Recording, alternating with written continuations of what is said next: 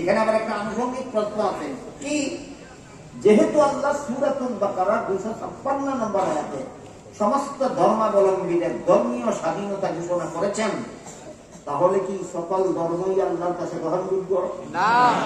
না হইলে স্বাধীনতা দিলেন কেন? না হইলে স্বাধীনতা দেন কেন? এই প্রশ্নের জবাব জেনে হোক না জেনে হোক আবার এখানে এসে আরেক দল জ্ঞান পাপীরা জগা খিচুড়ি পাকাবার প্রয়াস চালায়। এরা ইসলাম ছাড়া অন্য ধর্মকেও আল্লাহর কাছে গ্রহণযোগ্য বলতে চায়। কিভাবে বলতে চায়? এদের কাছে দোকানের দ্বারাই পরিষ্কার হয়ে যায়। এরা বলে ধর্ম যার যার উৎসব সভা, কেউ যদি বলে ব্যবসা যার যার মুনাফা সভা, কেউ যদি বলে চাকরি যার যার বেতন সভা, কেউ যদি বলে কৃষিকাজ যার যার ফসল সভা, আর কোন মাতালে যদি কয় বিয়া যার যার বউ সভা, যে যেমন মাতাল, দেখো ধর্ম যার যার উৎসব সভা সে তেমন মাতাল।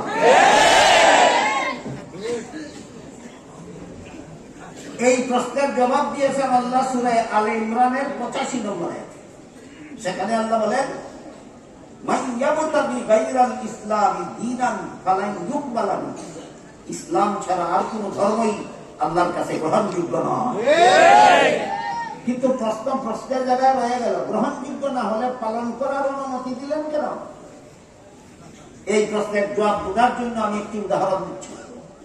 যে কোনো শিক্ষা প্রতিষ্ঠানের ছাত্রদের লেখাপড়া সমাপ্ত হওয়ার পর যখন পরীক্ষা নেওয়া, পরীক্ষার্থী ছাত্ররা প্রশ্নপত্র হাতে নিয়ে যখন পরীক্ষার হলে বসে, সব ছাত্ররাই কি প্রশ্নের সঠিক জবাব লেখে?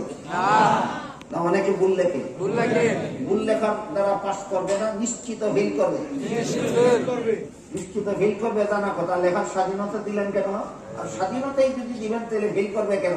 এই প্রশ্নের যেই জবাব ওই প্রশ্নের সেই জবাব। ক্লিয়ার হইল? ক্লিয়ার হইল? নিয়ম রক্ষার জন্য পরীক্ষার্থী ছাত্র প্রশ্নের জবাব ভুল লেখলেও বাধা দেওয়া যায় না। বাধা দিলে এটার নাম পরীক্ষা থাকে না।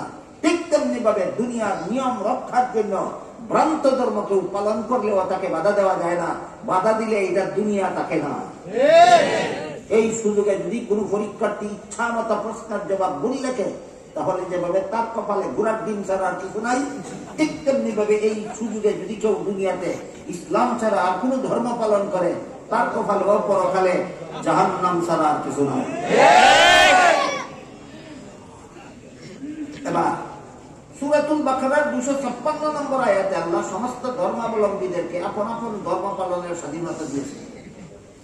মদিনা সনদে রাসূল কি করলেন? মুসলমানরা যেমন ভাবে তাদের ধর্ম পালনের স্বাধীন, ইহুদিরা তেমনি ভাবে তাদের ধর্ম পালনের স্বাধীন। ছিল কিনা মদিনা সনদে? এখানে রাসূল কি শিক্ষা দিলেন? মুসলমানের দেশের সংবিধানের কোন ধারা উপধারা কোরআন বিরোধী হতে পারবে না। জি বললে হবে না। আগামী নির্বাচনে যারা দাঁড়াবে, আগে ওয়াদা নিবেন সংসদে গিয়ে কোরআন বিরোধী কোন দ্বারা সংযোজন করবে না সংবিধানে, এই শর্তে তোমাদেরকে ভোট দেবো, নাইলে ভোট দেবো না। মুসলমান দেশের সংবিধানের নীতি হইল, ভিত্তি হইল। তখন সংবিধানে যদি কোরআন বিরোধী কোন ধারা না থাকে, এই সংবিধান যদি মুসলমানও মেনে চলে, হিন্দুও মেনে চলে, বৌদ্ধও মেনে চলে, ইহুদিও মেনে চলে, খ্রিস্টানও মেনে চলে, এই সমস্ত হিন্দু, বৌদ্ধ, খ্রিস্টান, মুসলমান সম্মিলিত ভাবেই এক জাতি হিসাবে এই দেশে বসবাস করার অধিকার পায়। এটা হইল দেশ রক্ষার অর্থ, ইসলাম রক্ষার অর্থ নয়। আমি কি আপনাদেরকে দুই প্রকার ঐক্যের দুইটা রূপরেখা তুলে ধরতে পেরেছি? বলুন, ইমাম ইসলাম রক্ষার ঐক্যের রূপরেখা কোন সূরার কত নম্বর আয়াতে আল্লাহ প্রদান করেছেন? আলে ইমরানের 103 নম্বর আয়াতে। আর দেশ রক্ষার ঐক্যের রূপরেখা মুহাম্মদুর রাসূলুল্লাহ ঐতিহাসিক মদিনা সনদে দিয়েছেন। ডগা খিচুড়ি পাইবা না, চাল ডাল একত্র করে খিচুড়ি বানাইবা না। দেশ রক্ষার ঐক্যের রূপরেখা আলাদা, ইমান রক্ষার ঐক্যের রূপরেখা আলাদা। আল্লাহ আপনাদের আমাদের সবাইকে আল্লাহ প্রদত্ত, রসুল প্রদত্ত ঐক্যের রূপরেখাগুলি বুঝে যেখানকার ঐক্য সেখানে প্রয়োগ করার সুমতি দান করুন। সবাই বলুন আমিন।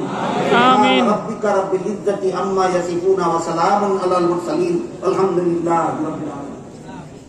নারায়ে তাকবীর, নারায়ে তাকবীর, আল্লাহু আকবার।